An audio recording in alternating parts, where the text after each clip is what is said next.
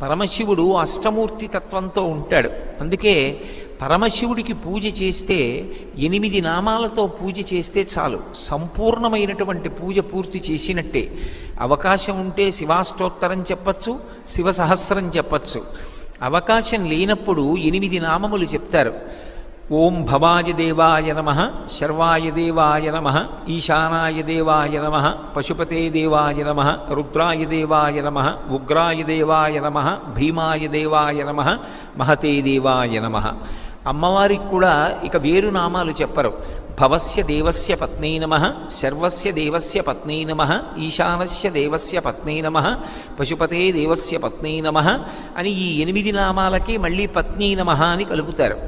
ఈ 8 నామాలతోటి తెల్లటి బియ్యాన్ని నీటితో తడిపి ఒక్కొక్క గింజ వేస్తే చాలు, శివార్చన పరిపూర్తి అయిపోయినట్టే.